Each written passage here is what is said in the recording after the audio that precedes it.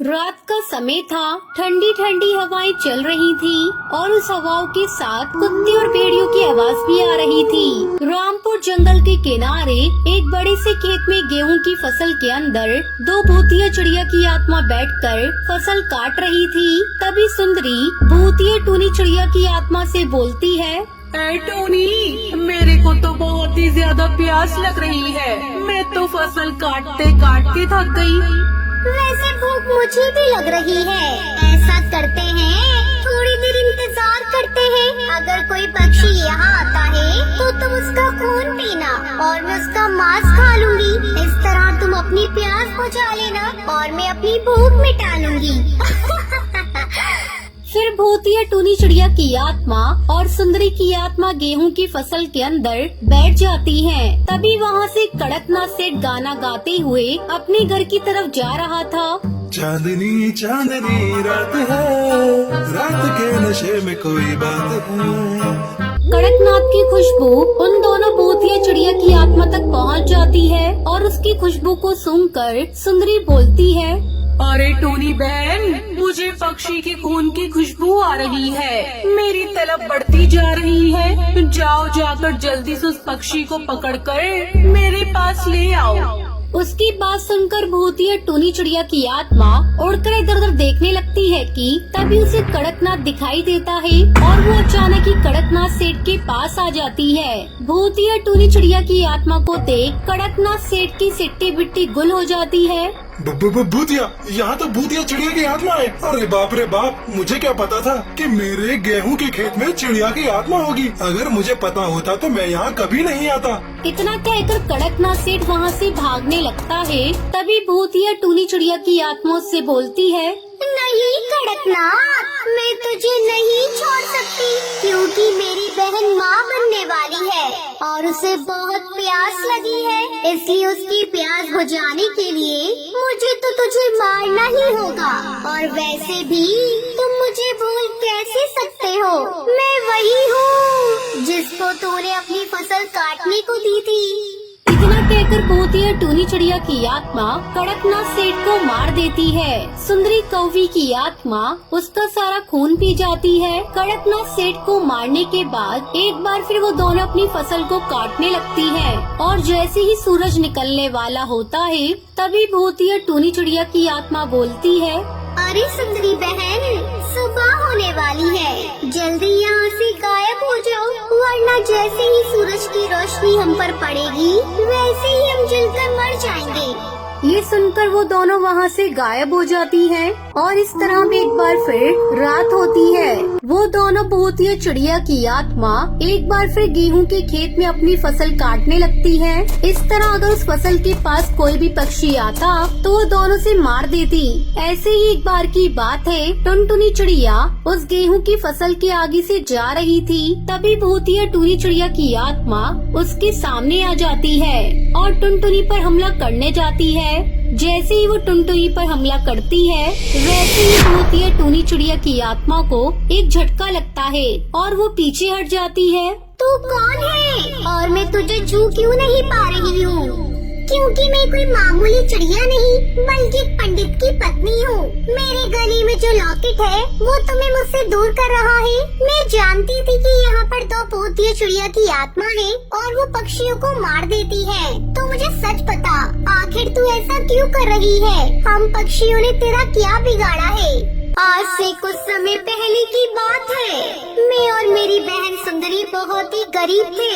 मेरी बहन माँ बनने वाली थी। हम दोनों अपना गुजर बसर करने के लिए दूसरों के खेतों में जाकर काम किया करते थे। और ऐसे ही एक दिन हमें इस खेत का मालिक कड़कनाथ सेठ कहता है, टूनी, सुंदरी, यदि तुम दोनों ने रात के समय मेरी इस गेहूं की फसल को अच्छी तरह से काट दिया तो मैं तुम्हें इसका इनाम दूंगा, ठीक है? लेकिन मौसम खराब हो रहा है। तभी तो मैं तुम्हें रात के समय फसल काटने को बोल रहा हूँ। अगर तुम रात के समय ठीक समय पर फसल काट देती हो तो मेरी फसल बच जाएगी। कड़कनाथ सेठ की बात मानकर हम दोनों फसल काटने लगे। तभी बहुत तेज बारिश होने लगी और बिजली हमारे ऊपर गिरने से हमारी मौत हो गई और हमने इस गेहूं के खेत के मालिक कड़कनाथ सेठ को मार दिया। पर हम यहाँ से कहीं नहीं जाएंगे। वो दोनों भूतिया चिड़िया की आत्मा टुनटुनी को अपनी कहानी बता रही थी। तभी सूरज निकल आया और उसकी किरणें उन दोनों पर पड़ने लगी, जिससे वो दोनों जलने लगी। तूने अपनी बातों में फंसाकर हमें धोखे से जला दिया, लेकिन याद रहे हम वापस आएंगे और जिस दिन आएंगी उस दिन सिर्फ इस खेत तक सीमित नहीं रहेंगे, बल्कि तेरे पूरे जंगल को तबाह करने के लिए आएंगे। इतना बोलते बोलते वो भूतिया टूनी चिड़िया की आत्मा और सुंदरी जलकर राख हो जाती है। इस तरह उस गेहूं के खेत को उस भूतिया टूनी चिड़िया की आत्मा से मुक्ति मिल जाती है। आ रही है वो देखो, सुंदरी कौवी और हरी तोती आ रही है। मेरे परिवार वालों, अपने पेट की आग को बुझाने के लिए तैयार हो जाओ, क्योंकि बहुत ही ताज़ा ताज़ा खाना खाने को मिलेगा। चलो हम लोग छुप जाते हैं, नहीं तो हमें देखते ही वो यहाँ से भाग जाएंगे। अगर हमारे जंगल में शौचालय ना होता तो पता नहीं हम पक्षियों का क्या होता। वो तो शुक्र है ऊपर वाले का, जो उस दिन सरकार ने हमारे शौचालय बनवाने की अपील को मंजूर करके हमारे जंगल में शौचालय बनवा दिया। सुंदरी और हरी तोती शौचालय में जाकर बैठ जाती है, जिसके बाद अचानक से शौचालय की लाइट बंद हो जाती है। अरे सुंदरी दीदी, शौचालय की लाइट चली गई है। मुझे बहुत डर लग रहा है, इसलिए मुझसे बात करती रहो। अरे डर क्यों रही है, मैं तेरे साथ ही तो बैठी हूँ, चिंता मत कर, जल्दी से यहाँ से चले जाएंगे। इतना कहकर वो दोनों आराम से शौच करने लगती है। हरी तोती सुंदरी से बात करती रहती है, लेकिन सुंदरी उसकी बातों का कोई जवाब नहीं देती। अरे दीदी क्या हुआ, सांप सूंघ गया क्या तुम्हें? कुछ बोल ही नहीं रही हो। मैं क्या कोई रेडियो एप्पल हूँ जो तेरी बकवास सुनती रहूंगी? समझती क्या है तू मुझे? तभी हरी तोती डरते हुए सुंदरी से कहती है, अरे दीदी, ये आपकी आवाज को क्या हुआ? बहुत ही खतरनाक बोल रही हो। तभी हरी तोती के पीछे से एक भयानक भूतिया टुन्नू चिड़ा की आत्मा उसके सामने आ जाता है। तुम्हारी सुंदरी दीदी अब हमारे कब्जे में है। मेरी पत्नी ने उसके शरीर पर कब्जा कर लिया है। हा हा हा। जैसे भूतिया टूनी चिड़िया की आत्मा सुंदरी के शरीर से बाहर निकलती है, वो उन दोनों को मार देते हैं। भूतिया टूनी चिड़िया की आत्मा अपने परिवार के साथ उन दोनों को खा जाते हैं। इतने दिनों के बाद पक्षी के शरीर को खाकर बहुत राहत मिल रही है। आज तो मजा ही आ गया। बेटा, तुम्हारा पेट तो भर गया ना? हाँ हाँ, मेरा पेट भर गया। चलो आराम से अपने शौचालय में आराम करते हैं। फिर भूतिया टूनी चिड़िया की आत्मा अपने परिवार के साथ शौचालय में सो जाती है। अगले दिन हरी तोती और सुंदरी कौवी की गायब होने की खबर पूरे जंगल में फैल जाती है। अरे तुम्हें क्या बताऊं, मेरी सुंदरी हरी तोती को लेकर रात के समय पास वाले शौचालय में गई थी, लेकिन कल रात से उसका कोई अता पता नहीं है। अब बताओ हम क्या करें?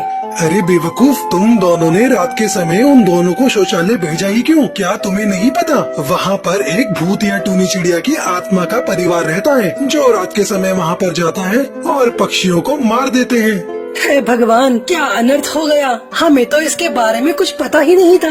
अब हम क्या करें? करना क्या है, अब तो उस भूतिया टूनी चिड़िया की आत्मा के परिवार ने तुम दोनों की पत्नियों को मारकर खा लिया होगा। ऐसा मत कहो बंटी भाई, हमें एक बार वहाँ जाकर अपनी पत्नियों को ढूंढना चाहिए। जिसके बाद वो दोनों शौचालय में जाते हैं, लेकिन वहाँ उन्हें कुछ पता नहीं चलता। फिर वो बाबा के पास जाते हैं। बाबा, हमारे जंगल में एक बहुत ही भयानक भूतिया टूनी चिड़िया अपने परिवार के साथ हमारे जंगल के शौचालय में रहती है और रात के समय जो भी शौचालय में जाता है वो उसे मार देती है। चिंता मत करो, मैं तुम्हारी मदद अवश्य करूँगा। इतना कहकर बाबा रात के समय जंगल के शौचालय पर आता है और एक मंत्र का जाप करने लगते हैं। बाबा के मंत्र से भूतिया टूनी चिड़िया की आत्मा अपने पति और अपने बच्चे के साथ शौचालय से बाहर निकलती है तू यहाँ इस शौचालय में अपने परिवार के साथ क्या कर रही है और इस जंगल के पक्षियों को क्यों मार रही है? रुक जा, ये मंत्र पढ़ना बंद कर दे। मैं तुझे पूरी सच्चाई बताती हूँ। ये कुछ समय पहले की बात है। मैं यहाँ रहा करती थी। हम लोग मजदूरी करके अपना गुजारा किया करते थे। एक दिन जंगल में सरकार ने शौचालय बनवाने के ऑर्डर भिजवाए, जिसे बनाने के लिए मजदूरों की जरूरत थी। मैं और मेरे पति शौचालय बनाने के काम में मजदूरी करने लगे, जिसकी मदद से हमारा घर अच्छा खासा चल रहा था। वहीं मेरी बेटी टुनटुनी छोटी थी और जब भी हम शौचालय की मजदूरी का काम किया करते थे तो मैं उसे अपने साथ ले आया करती थी। लेकिन हमें ये नहीं पता था कि इस मजदूरी के काम में हम एक दिन मारे जाएंगे। हम लोग काम कर रहे थे, टुनटुनी हमारे पास ही खेल रही थी। तभी अचानक से शौचालय की एक दीवार हमारे ऊपर गिर गई, जिसकी वजह से हम तीनों की मौत हो गई। लेकिन सरकार ने इस बात पर कोई एक्शन नहीं लिया और वही शौचालय बनाने का काम चालू रखा, जिसकी वजह से हम तीनों की आत्मा को शांति नहीं मिली। तुम्हारे साथ जो हुआ बहुत बुरा हुआ, लेकिन वो तो एक दुर्घटना थी जिसमें तुम्हारी मौत हुई। तुम उसकी सजा जंगल वालों को क्यों दे रही हो? यहाँ से चली जाओ। बाबा, हम यहाँ से चाहकर भी नहीं जा सकते, क्योंकि हमारी आत्मा को मुक्ति नहीं मिली है। अगर तुम हमारी आत्मा को मुक्ति दिलवा दो तो हम यहाँ से चले जाएंगे। तुम चिंता मत करो, मैं तुम्हारी मुक्ति के लिए इस शौचालय पर एक हवन करूँगा, जिसके बाद तुम तीनों की आत्माओं को मुक्ति मिल जाएगी। इतना कहकर बाबा शौचालय में हवन करता है और भूतिया टूनी चिड़िया की आत्मा और उसके पति बच्चे को हमेशा के लिए मुक्ति मिल जाती है।